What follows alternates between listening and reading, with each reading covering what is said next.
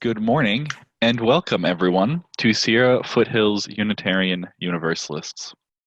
My name is AJ Van Tyne. I am the minister of this fine congregation, and I'm joined this morning for our service on the third source of Unitarian Universalism, the third of our 6 sources.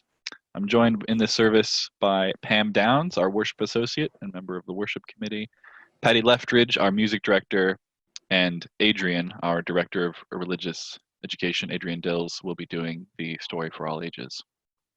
And of course, we are joined by all of you. You are all welcome here today. And all the beauty of languages, cultures, and skin tones that come together in your uniqueness, you are welcome here. In all the ways that you experience and express gender, you are welcome here. In the beauty that is who you love and how you love, you are welcome here. With all of the wisdom of the religious and ethical traditions that informs your spiritual life, you are welcome here. Whether you come this morning feeling whole, feeling broken, or anywhere in between, you are welcome here. No matter how long you've been away, nor how soon you will return, nor if this is your very first time visiting us, you are welcome here. You are invited to join us with an open mind, a loving heart, and helping hands. We welcome you today. And as I said, we especially welcome newcomers and first-time visitors, or second, third-time visitors, as it sometimes is. Our Zoom worship here is not so different from our regular in-person services, although each Sunday is a little different, which is true in normal times as well. So please come back a few times to really get to know us. If you've not done so yet, please fill out also the newcomer welcome form so that we can learn a little bit about you, and you can find out more about what's happening here each week by receiving our e-beacon that can be found on our website under newcomers. So now I invite Pam to begin our worship service proper by leading us in lighting our chalices at home.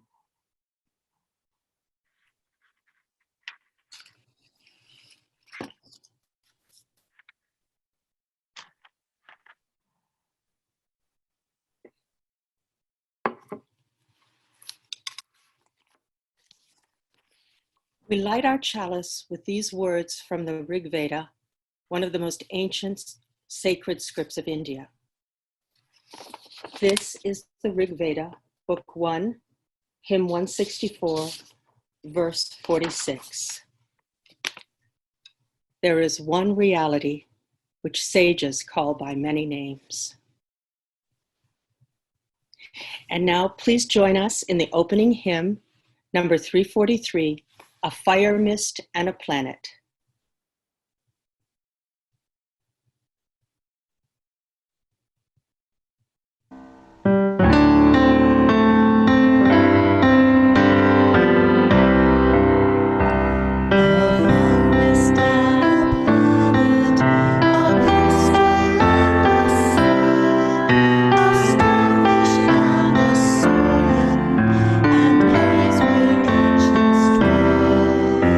Sense of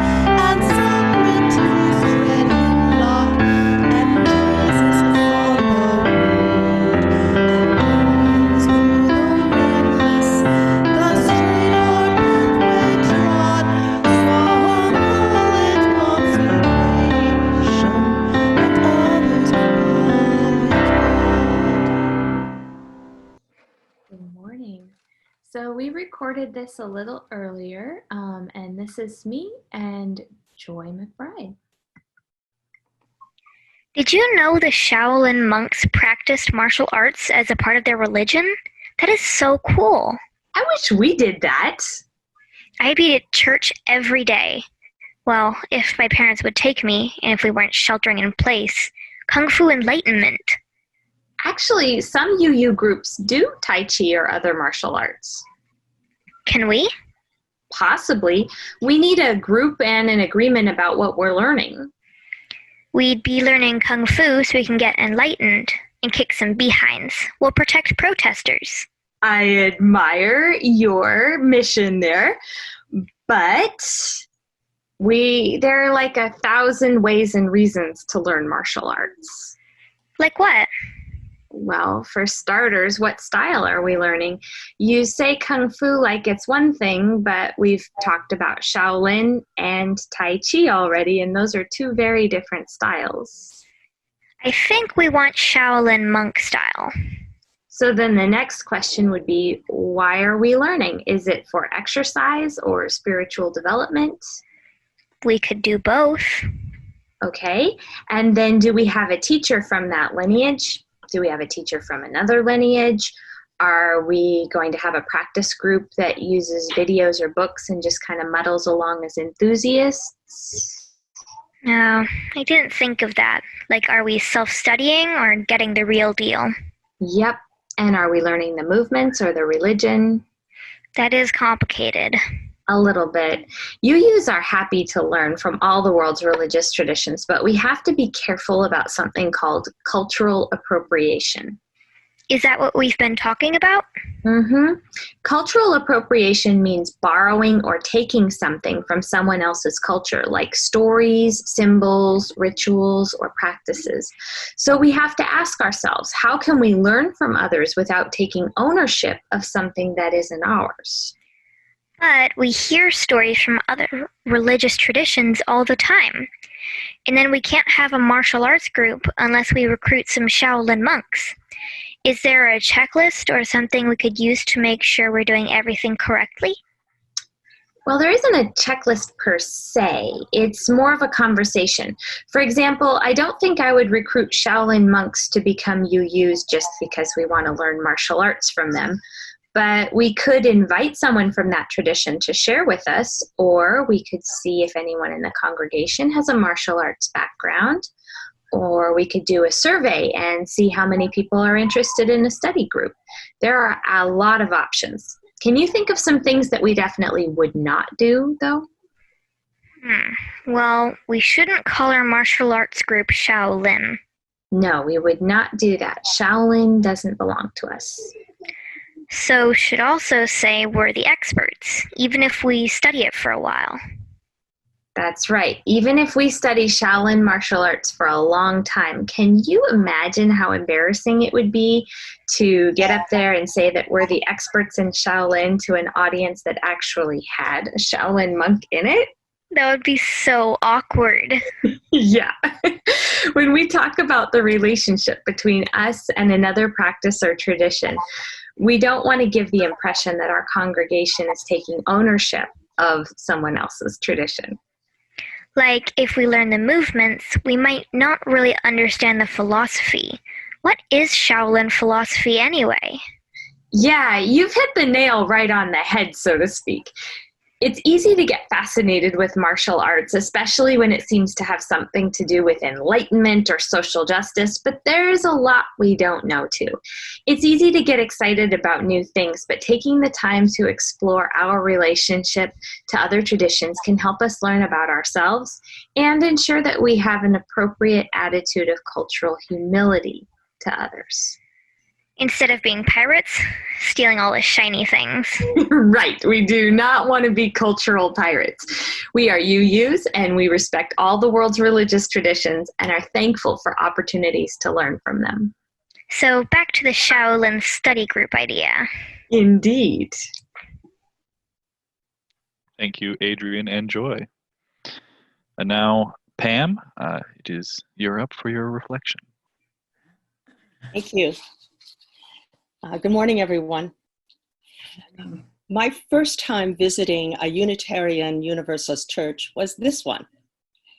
I was looking for a place of spiritual connection following my divorce after a long marriage, and I was trying out various congregations that I thought might answer the need I was feeling. One of the experiences that made SFUU stand out for me was the hymn that we sang just this morning, A Fire, Mist, and a Planet. The words resonated deeply with me and my lifelong struggle to align logic, science, and skepticism with intuition, mysticism, and art. Now, I felt that this might be the place where the essential contradictions of my theology and humanism might be accepted, and I'm happy to say that they were. The other factor that clinched the deal was a gaggle of funny, smart, opinionated women that asked me out to lunch and welcomed me so warmly. And I'd like to add that these women included our dear, slightly salty, and sorely missed Sue Dunbar and Carol Arvey. My early religious experiences were Christian. As a child in the very fundamental Church of the Nazarene, where I appreciated the fun of a lustily sung hymn, and unfortunately, the idea that God was capricious and kind of scary. Later, as a teenager, I attended a Methodist church, which I gave up as a senior in high school in 1968, when the minister gave a sermon on why women shouldn't wear pants. He really meant should wear skirts, but you get the idea, and I knew it wasn't for me. When I was about 22 or 23, I entered what I refer to as the cult stage of my spiritual path. I began to study with a group whose teachings were borrowed unethically, as Adrian discussed this morning, from Hindu Paramahansa Yogananda's Self-Realization Fellowship, combined with the modern Rosicrucian order based on mystical quasi-Christian theology from the early 17th century, a very Da Vinci Code. I eventually became massively disillusioned with the charismatic and unscrupulous leader and left rather dramatically, which is a story that would take more time than we have available this morning. However, the exposure to Hinduism, Buddhism, Taoism, and metaphysics had a tremendous influence on this Unitarian Universalist. I learned discipline, focus, among other important things, including, I might add, that meditating with a pyramid on one's head is not helpful. One of the early lessons that we learned and studied daily was a candle concentration. And I offer this to my acting students to this day as a way to increase concentration needed in Stanislavski method acting. I thought maybe we could try that today. You can use your chalice candle, or you can draw a circle with a dot in the center. Now, don't start yet, but I'm going to ask you to gaze into the heart of the flame or into the dot. And any time that you waver in concentration or are distracted, make a small hash mark on your paper. If you notice yourself making the line, then you make another line. If you find yourself becoming annoyed at this, you make another line. And it's usually done for about 2 minutes to start, but will only take 1 minute. The first time I did it, I had somewhere around 140 little hash marks on my paper. But by the end, I had gotten it down to about 7. So if you'd like to try this, gather your candle, paper, and pencil, If not, then this is a really handy time to go warm up your coffee. What I'd like you to do is sit comfortably with your feet on the floor, and the candle or drawing with a dot where you can see it easily, and your dominant hand lying comfortably on a surface with your pencil and paper. Give that a little try. Now, we're going to take 3 cleansing breaths, in through the nose, out through the mouth.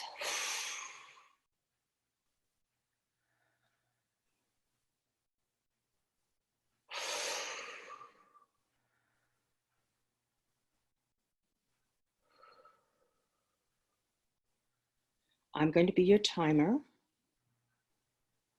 You'll gaze deeply into the heart of the flame or the dot. Please begin.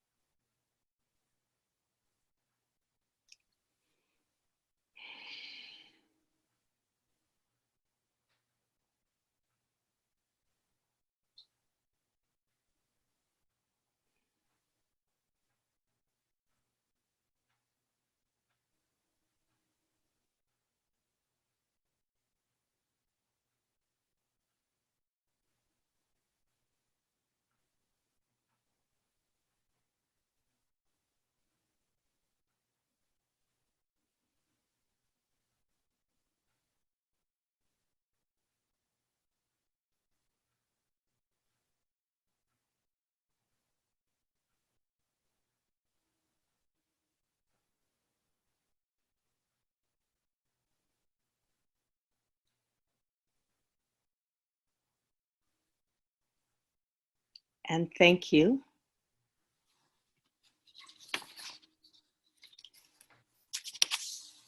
That's it. Easy to do and helpful. There are many philosophies and spiritual teachings that have brought me to Unitarian Universalism as a spiritual home that followed my undergrad cult adventure. Wisdom and beauty from many sources can inspire and deepen our experience of this life. Much love to you all out there in Zoom land. I miss you all. Namaste. Blessed be. Thank you, Pam. In this community of mutual care, we celebrate the great joys of life together, and we also help share the burdens of sorrow and grief. And as such, each week we have an opportunity to share specific joys and sorrows from the lives of our members. So the way this works is that if you have a joy or a sorrow to share, contact me anytime during the week. Send me an email, or if I'm out of the pulpit that week, you can let our office administrator know. And usually by Thursday or Friday morning, when the e-beacon comes out, that has an email address you can send the instructions to. As there's only one sorrow submitted this morning, I will incorporate that into the prayer. And now, as I invite you into a time of meditation, reflection, and prayer, if you have any other joys and sorrows that you would like to type into the chat bar now for others to read as a way to share that, I invite you to do so now.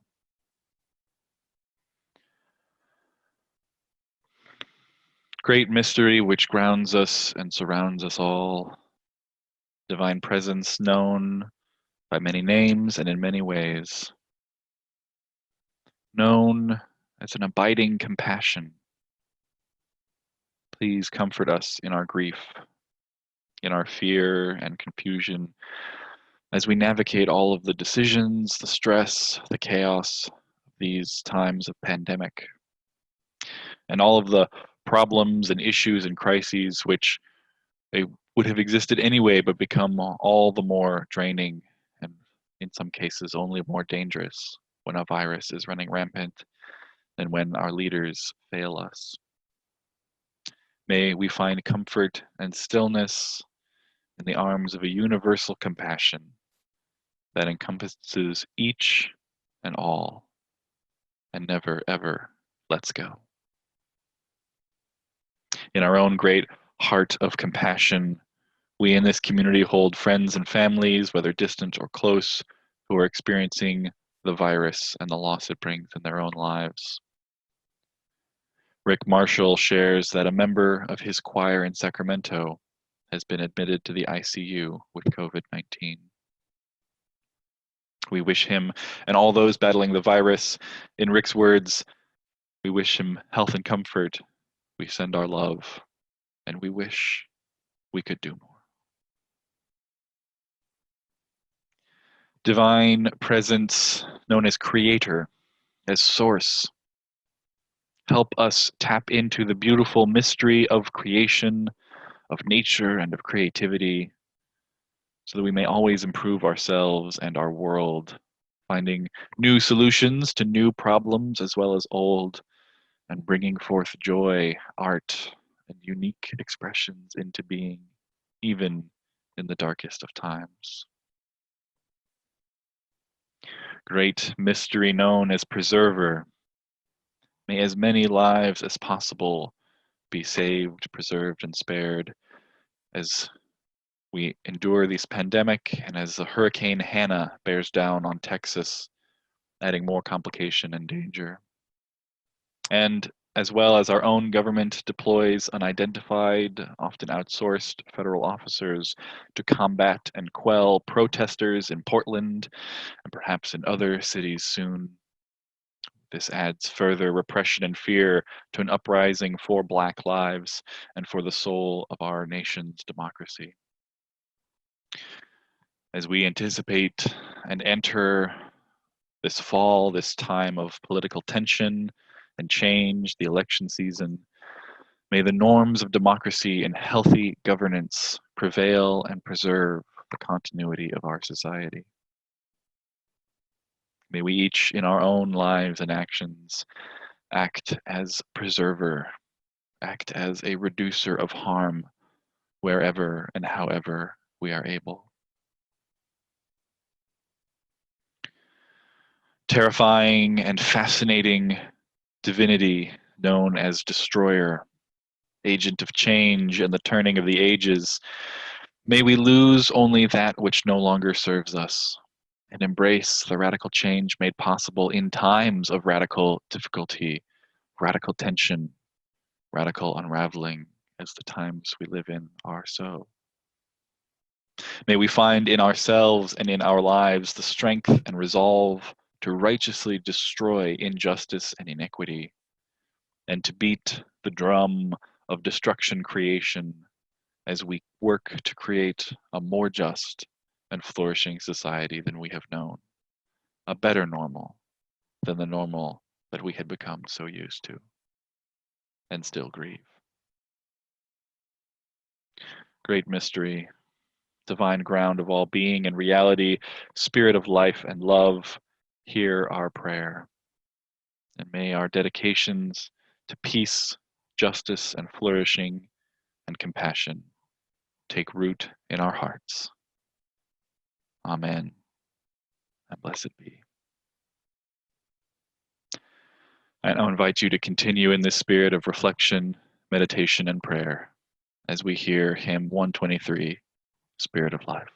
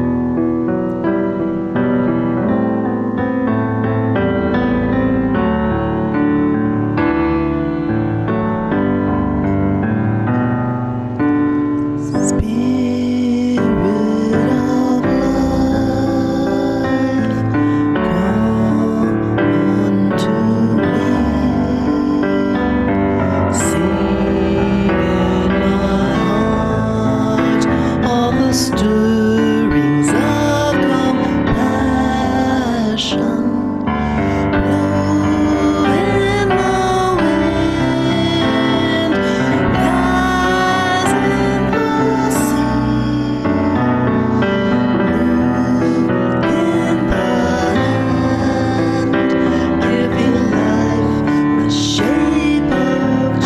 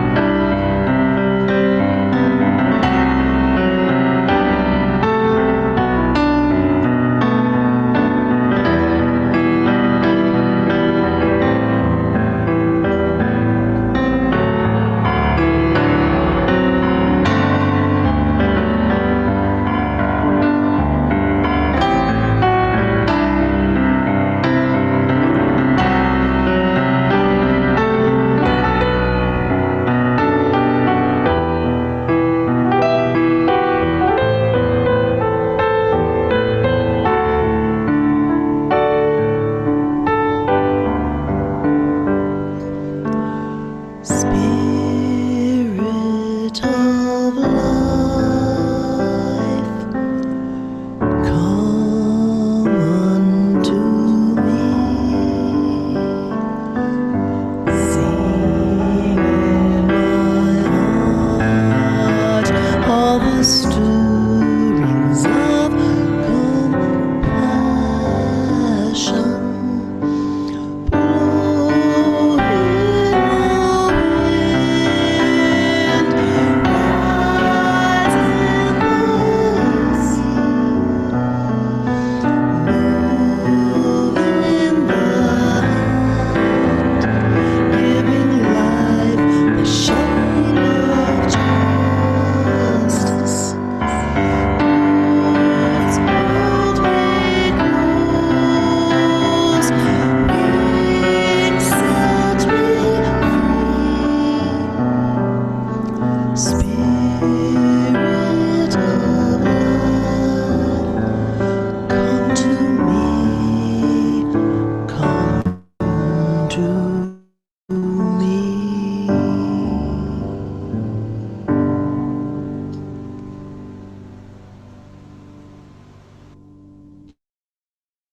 This poem is called Monastery Nights, and it's by Chase Twitchell.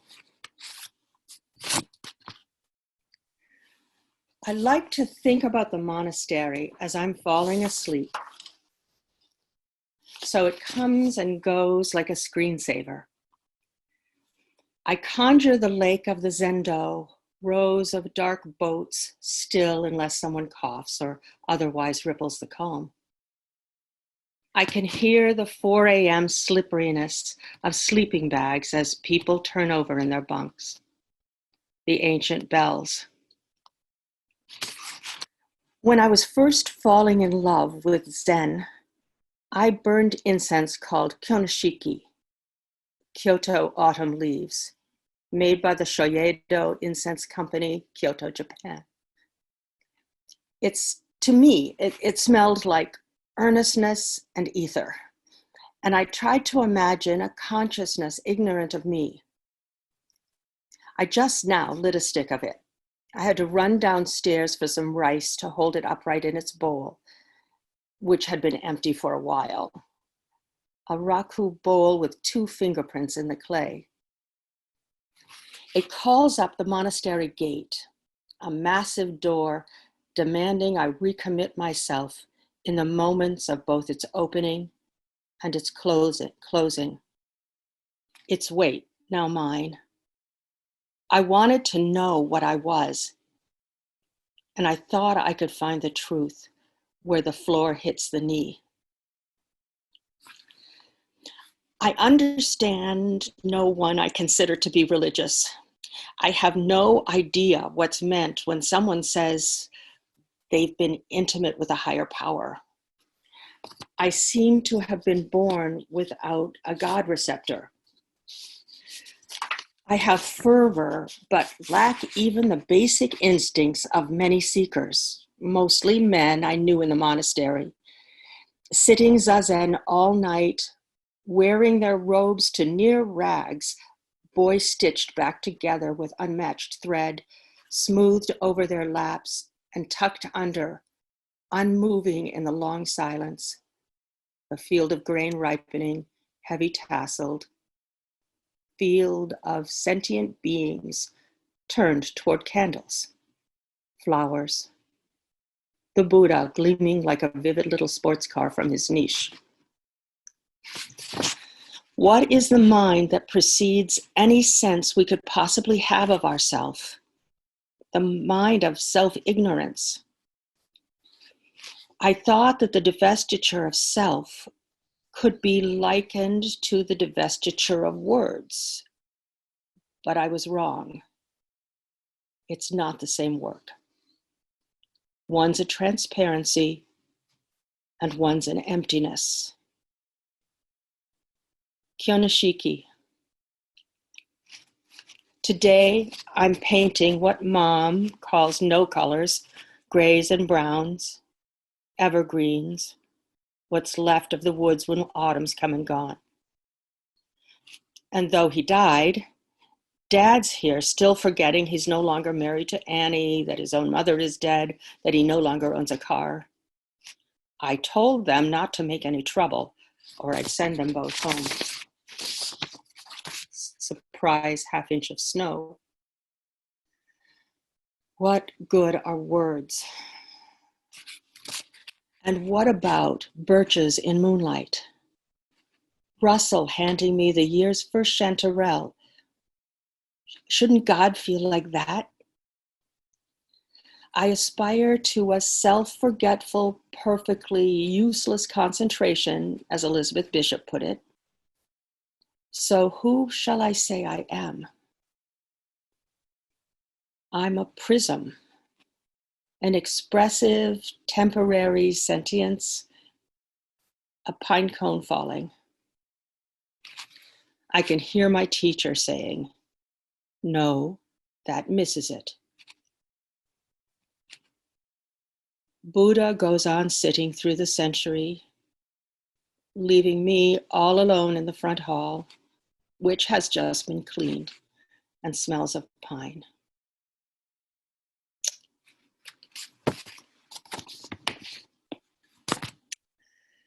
Generosity is a spiritual practice of this congregation. When we offer our time, our talents, our treasure, we deepen our engagement and become part of building the beloved community together. As part of our ethic of generosity, we also split our collection plate with a local community organization aligned with our values. This month, the Share the Plate recipient is the Auburn Interfaith Food Closet, which provides nutritious food to individuals and families in the Auburn area who do not have sufficient resources to purchase it themselves. To support AIFC and SFUU today, you can follow the link in the chat or navigate to our website, mysfuu.org, and click Give to SFUU. Here you can donate to SFUU at any time for our Share the Plate recipient or directly to SFUU to pay your pledge. As always, you may mail donations or pledges directly to the church at our 190 Finley Street address. If this is your first time visiting us, please know that you are our guest and there is no expectation that you participate. The offering will now be given and gratefully received.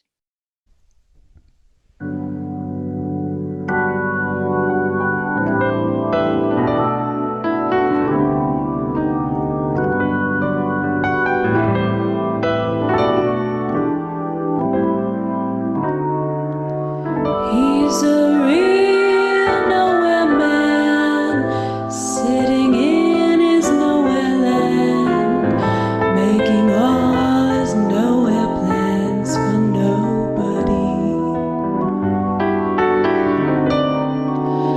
Doesn't have a point of view, knows not where he's going to. Isn't he a bit like you and me?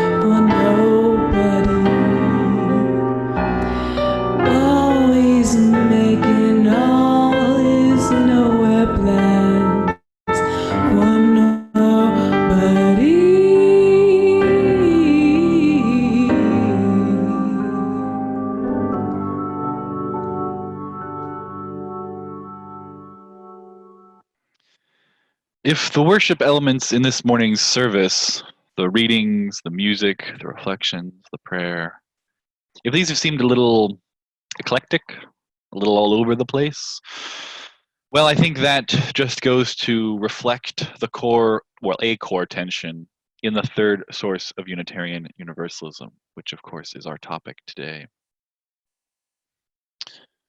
The source is very broad, liberal, and open, and calling on all the world's religions and ethical traditions. But it also brings up the question of specificity, of limitation, of particular culture.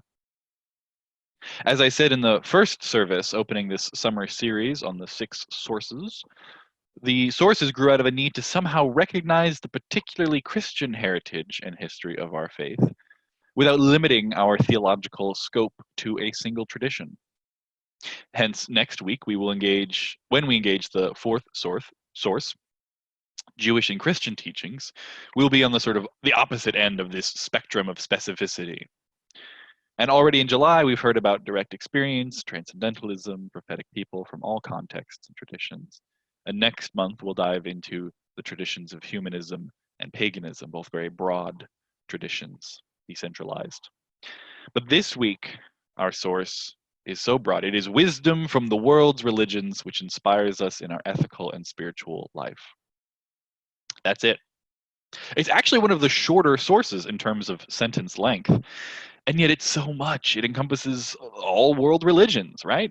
It's a catch-all net which says, oh yes, and any other religions we did not specifically mention, we draw from those as well.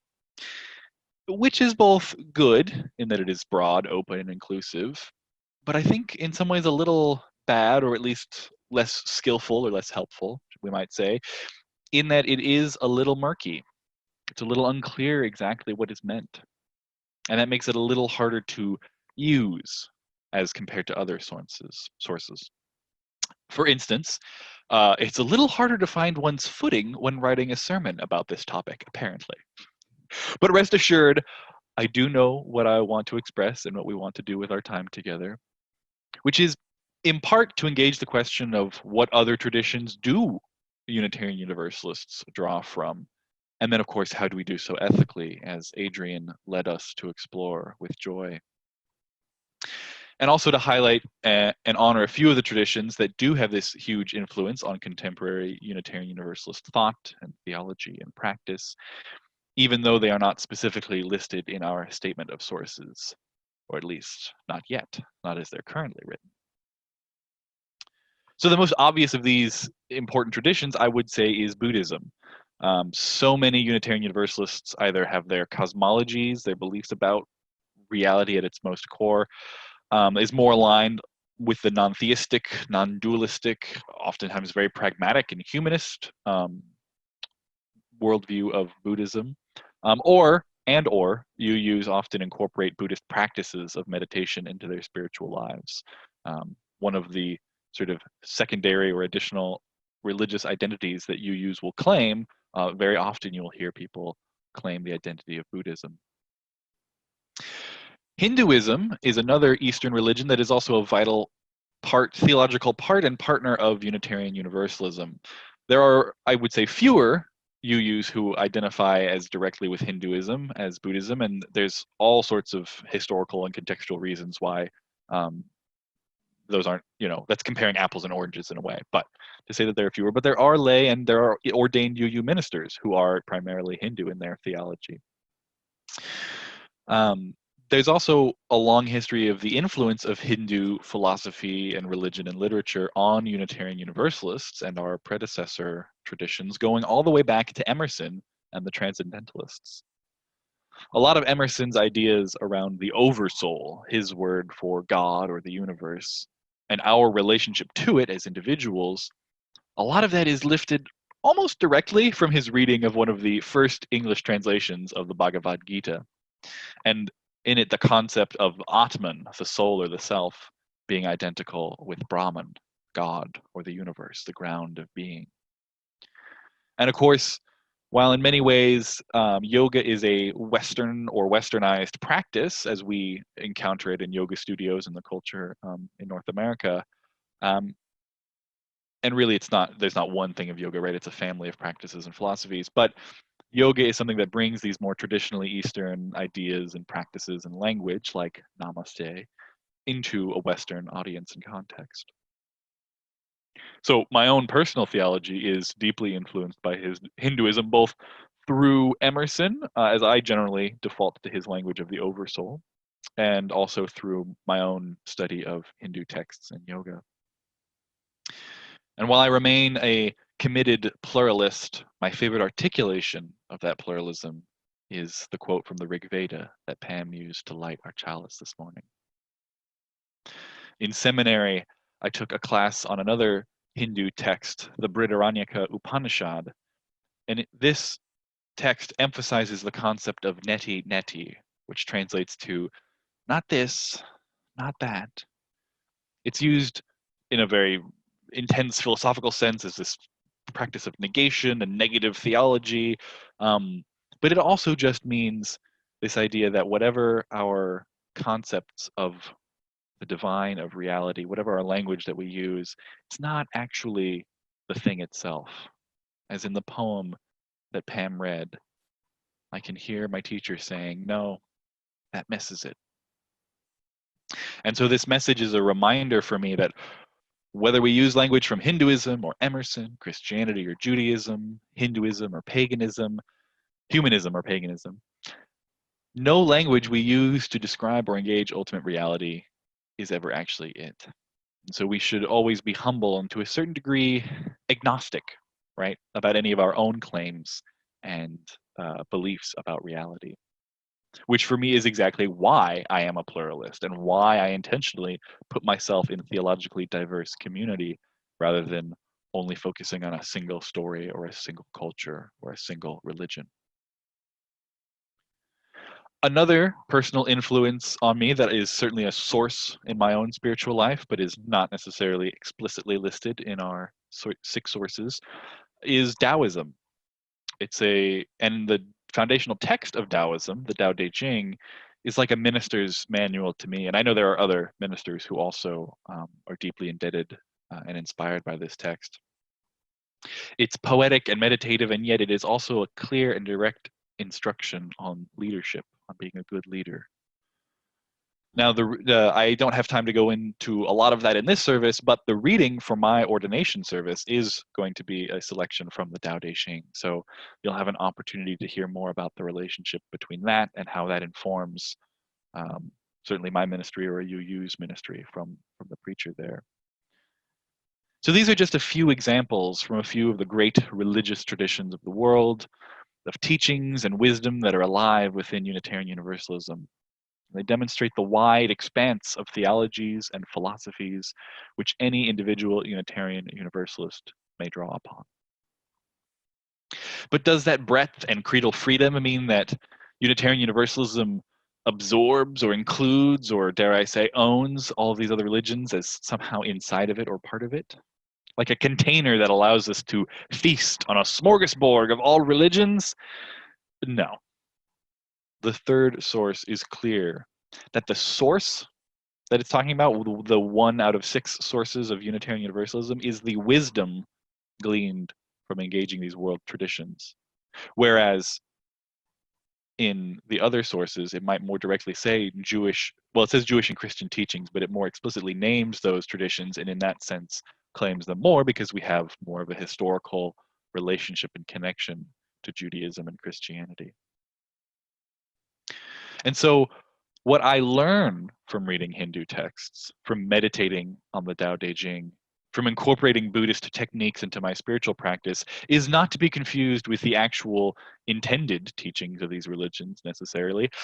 I may be totally misinterpreting a section of the Tao Te Ching when I read it. In fact, this is likely given that I'm reading it in translation with minimal context and no formal relationship to a Taoist teacher or mentor.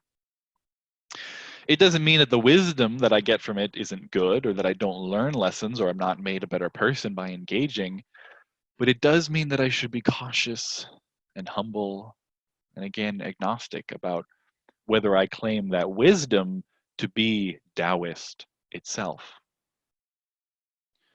For instance, a different example here is in the Pastoral Prayer this morning.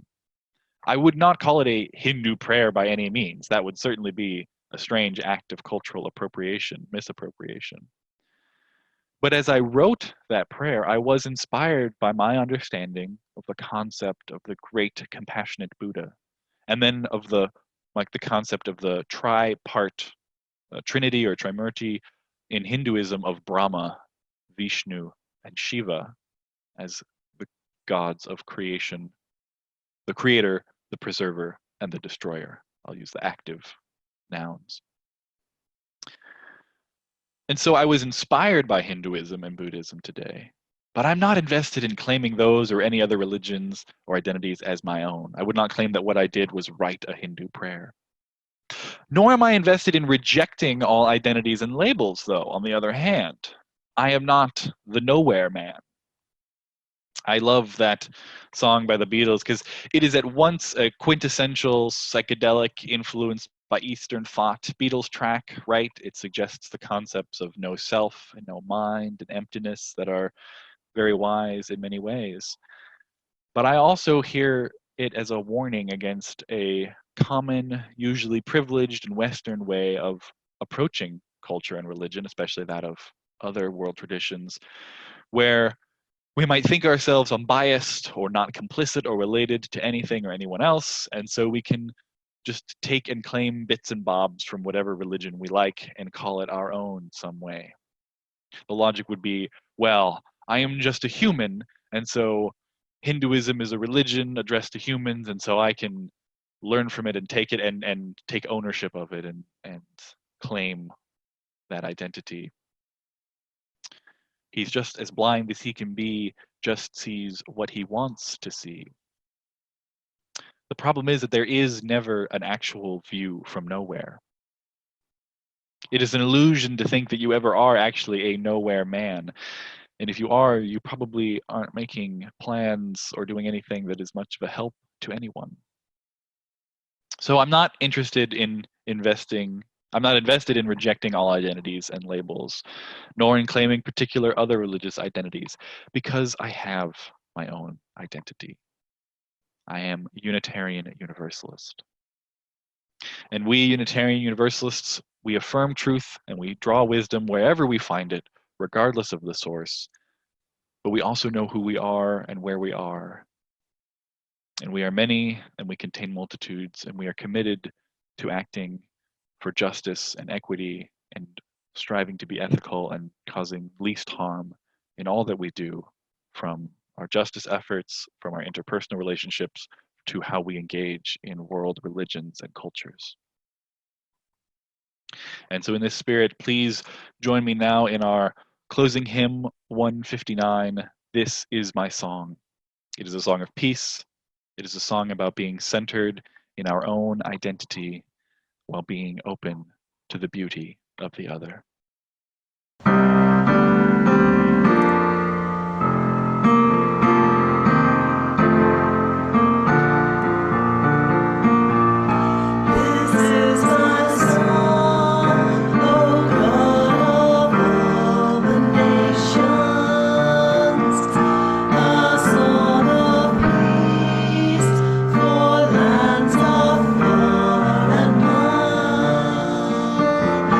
This